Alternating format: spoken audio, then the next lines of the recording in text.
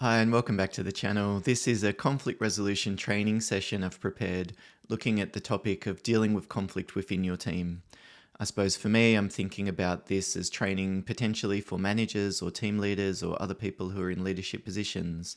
But some of the frameworks or approaches, and certainly some of the tools that I'll discuss, could be used in other contexts as well. So I'll just make sure that we've got all the different bits and pieces working before we get started. Okay. I'm a professional mediator, by the way, and I do conflict resolution training in my work. And I've started this YouTube channel as a way to give some of the same resources that I use in conflict resolution training with organizations for free. So if that's something that's useful for you, please consider pressing like and subscribe for a new channel like this. It makes an incredibly big difference. So thank you in advance if you're prepared to do that.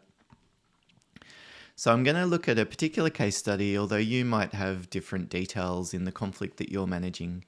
I did a conflict resolution training a couple of weeks ago, and this was sort of one of the general topics that we discussed. So the situation here is a manager with two team members, I should say, who can't stand each other.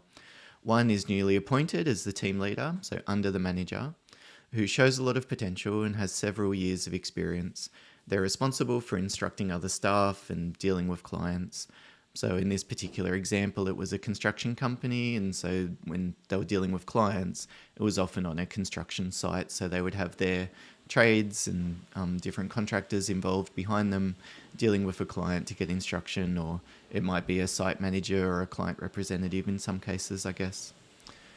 So we've got this newly appointed team leader. The other person, one of the most experienced people in the team, is a leading hand, and they often think that the team leader is making a mistake regarding processes, which results in arguments between them, at times, from the sounds of it, even in front of staff or other clients. So we start to get a little bit of information about the personalities and the background that's involved, but there's still not a lot of clarity about exactly what's causing the conflict. So there are a number of different steps that we can take to diagnose, I guess, a conflict situation. This is the stuff that I often talk about when I'm doing conflict management training. The first step in most of these situations is just to pause and clarify what's important.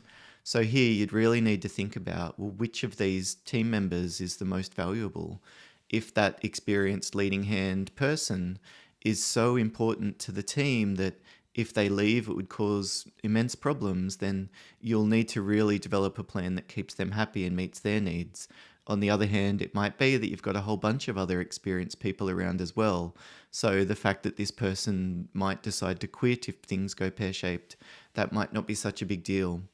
And what else is going on? Maybe you've got other new members of the team, and so you're wanting experienced people around to help skill them up. Or you've got a real lot of work coming in at the moment, and everything is really time pressured and tightly bound. Then maybe the best strategy is to just develop a short term holding pattern, move people apart, sort of put a band aid on it, and think about a longer term resolution to the issue, maybe in 3 months' time. So it's just thinking about what are all of the priorities here, and then how do they sit in terms of timeframes. There might be something that's very important, like this team leader needs to learn how to communicate with team members. Sure, that's a goal, and that's something that's useful to focus on. But when? Right now might be not be the best time to do that. Maybe they're completely overwhelmed and overloaded at the moment, and you needed them to focus on learning the right processes, invoicing, using the project management software that you've got, whatever it is, that might be something that's actually more important. And then you can focus on the communication and soft skills after that. So pause and think about your goal, and then you might also pause and think about, well, what are my options here? Especially when you're in a team leader type of role, a lot of the time you're almost like the meat in the sandwich. There are some things that you can control, but you need approval for a lot of things from the manager above you.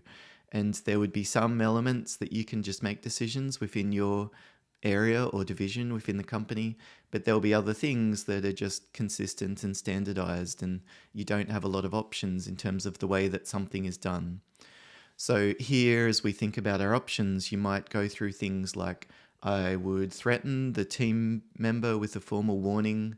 I might like to ideally remove them so that they don't have to work together every day. I might like to organize a meeting between them and clarify what's going on and discuss it almost like an informal mediation session. Well, I guess all of those might be options or they might not be, depending on the context that you're in. But the exercise that we go through is just brainstorming. It's helping ourselves become aware of a number of different pathways that we have in front of us and any limitations or constraints that might exist within the context as well. What this does is that it stops us from focusing about all of the things that we wish were different, but ultimately there's nothing that we can do anything about. This is what you might call the circle of acceptance in the outer layer there.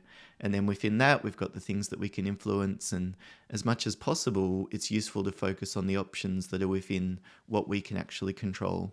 Like I can set up a meeting and talk to this person about this, but talking to HR about giving them a formal warning, that might be something that I can request, but I can't ultimately make that decision. So we've got conflict going on within our team. One of the most useful tools that we can use is to understand which type of conflict is it. You might be seeing relationship conflict. This is often stuff like the disagreements, the tension, the stress. Here it would be like the team leader becoming really frustrated when the leading hand interrupts them in front of a client, for example. That's the interpersonal type of stuff, and it might have developed through misunderstandings or just tension or stress within the relationship. But in a lot of cases, that's actually the tip of the iceberg. Underneath it is one of the other factors. So if we think about the conflict between the team leader and the leading hand, there might be data conflict going on. This could be things like maybe the leading hand expects that a project should be done in a particular way, and they haven't got information from the client that the team leader does have. So one way of resolving that would be to talk to the team leader about being more transparent about instructions or limitations that they've got within their project. Another example could simply be that the team leader has never asked the leading hand to stop raising issues with them in front of a client. Maybe that's just something that should be a simple request. Look, I understand that at times you'll think that we should go a different way or that I might have made a mistake or we should do something differently. I'm perfectly happy to discuss that, but what I don't want is to have that argument between us in front of the client. What that's going to do is to erode the trust that they have in our authority and our expertise. And so what we need to do is to find a way to have that discussion privately. What's going to work for you in terms of managing that differently moving forward? So it's saying to them, you need to stop doing this. People are often surprised about the fact that they've never actually asked the other person to do what they want them to do. They're sitting there stewing and fuming about what a jerk they're being or how unreasonable. And when I'm coaching them, I often say to them, what do you want them to do? How can you ask them to do that? Give it a try. And they're often surprised about the fact that, they've actually improved. I'm like, yeah, what do you know? Actually asking someone to do something increases the chances of them doing it. There could be interest conflict going on. Maybe the leading hand wants to big note themselves and seem important within the team. It might be things like performance improvement stuff though, or maybe the leading hand is frustrated because there's extra work being created for them. The team leader though, on the other hand, might also want to be establishing their authority. So an interest for them might be something like having the final say, having a decision. And so you might have these competing interests going on to manage. The strategy there is usually just to discuss it. It's to say something like, look, it seems important for both of you to have your say. The challenge here is that there's only a limited number of options that we've got. And ultimately, someone needs to make a decision, and it's possible that other people aren't happy with that. Because you're in the team leader position, my expectation is that it would be you. For the leading hand, what I would expect is that if there's a significant concern you've got about a decision that's made, that you come to me and talk to me about it rather than raising it in front of a client. Is that clear? So acknowledging the different interests or different competing perspectives, but saying this is what I think needs to happen moving forward. This is what I need from you both. This is what needs to happen. You decide how assertive to be depending on the situation.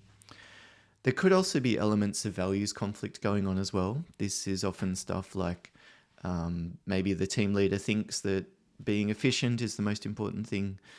The team leader or the other person involved might think that, not having an argument in front of a client at all costs is something that's really important. And so you've got these two different competing values. And again, you might say something like, look, I know for you, you're really concerned about making sure that we deliver the project as best we can. That's also important to me, but we also need to manage it in a way that helps the client to trust us and to maybe communicate with them about a problem in a way that's strategic rather than doing it in front of them just because we haven't planned it. And, it's a little bit of a dog's breakfast when we have these types of discussions. I talked about asking for what you want as being really important, and the goal here is to focus on behavior. You've raised this now in front of the client twice. Moving forward, I need you to stop doing that. Or when you need to communicate this kind of issue, this is how I'd like you to do it. Being specific about what's expected, timeframes, and any consistent reasons, like maybe you'd say something like, it's important for the client to trust us. After all, they're paying us a lot of money to build this building for them. The last thing we want is for them to start to have concerns bubbling away about whether or not we know what we're doing. And then if the person comes back and says something like, but you missed something, you made a mistake, this would cost them a lot more or whatever, just keep those reasons consistent. Sure, I understand where you're coming from. For me, the priority is making sure that the client trusts us because that client relationship is something that's really important. And I'm sure we can figure out the issues that you're discussing there, and I agree they're important to resolve. At the same time, what we don't want to do is do it in front of a client because it erodes the trust.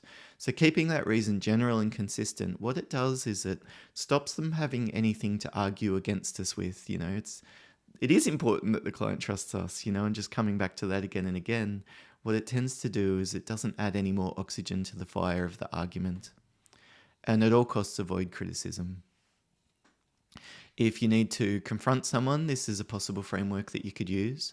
So maybe I'd talk to the leading hand, James. I'm aware you feel like Sarah's overreacting, or I'm aware you feel like Sarah's made a mistake.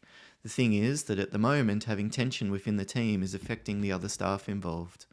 Or the thing is that having this tension within the team means that we don't have time to cover these other agenda items in the meeting. First, we clarify what's the situation here. Then we ask, can you just make those changes to the report even though you feel like they aren't necessary? Can you just go with the decision that they make on the day, even if you feel like it might be wasting a bit of time or costing a bit of extra? I know that that'll be frustrating, but there isn't any reason why you won't be able to do that. We're starting to up the ante in terms of the level of assertiveness that we're using here, confronting the other person. We've clarified what's needed. We clarified there's expectations. We would use this positive confrontations type of approach when they're still not doing what we want them to do. The next level up, and probably the final stage, is giving an ultimatum. There would be a point when you're dealing with conflict within the team that this just can't continue. I'm often surprised about people that are in management positions and they allow this toxic, corrosive conflict to just stick around, stuff like gossip and back-channeling and disrespecting your people in leadership positions or not following instructions that you've been given. At some point, you need to decide enough is enough, and if this happens again, this is what the consequence will be. The challenge is that when we do this bluntly, it tends to come across as a threat. I mean, of course it does. It is a threat. If you do this, this is what I'm going to do to you. The better way to do it and to increase the chance of buy-in is to frame this as a choice. And what we want to do is to pose the positive option second, because that has the most prevalence in the person's memory and attention. So you might say something like, if you can continue to do this problem, this is what I'm going to do, or this is what's going to happen. Or if you can change, this is what I want you to do. If you can do that, this is the better outcome for you. That has the most prevalence in their memory and attention. We sort of emphasize the more positive option. And what it does is it increases the likelihood of them doing it and decreases that sense of perceived threat, which might activate that, fight or flight type of response. So just as an example here, if you refuse to follow instructions given by the team leader, I guess in this case, I'll need to consider something like a formal performance management process. I personally really like doing it like that. I'll need to consider this option. I'm still threatening them, but I'm not locking myself into a path of action. It still leaves me a little bit of wiggle room that if they don't do what I'm asking for, I'm not going to completely erode my authority by backing down. If you continue to do this, I'm going to need to think about something like letting the senior manager know. If you continue to do this, I'll need to consider something like a formal warning.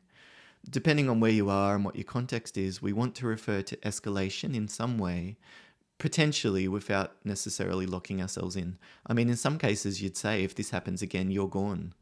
We're not going to continue to have you as a staff member if this is how you decide to behave.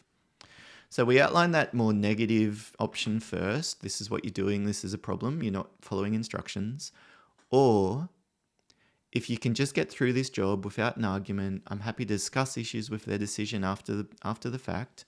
Longer term, I can even consider options like moving people around so you don't need to work with them anymore.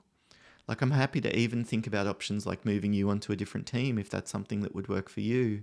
But what we need in the short term is that the two of you are both avoiding getting into arguments in front of the clients. Is that clear? So we sort of pose it as a choice, which helps them to feel a higher sense of autonomy. And as I've said, what it tends to do is to create a higher level of buy-in and minimize the chance of coming up against that reactivity and defensiveness. Well, thank you so much for watching. I wonder what's the main thing that stood out to you in amongst those different areas that I've covered. If you've got a question or a case study that you'd like me to cover in a future, video, then please let me know. And again, if you'd be willing to like, or comment, or press subscribe, I would be incredibly grateful. Thank you so much for watching. See you again in a future video. Bye for now.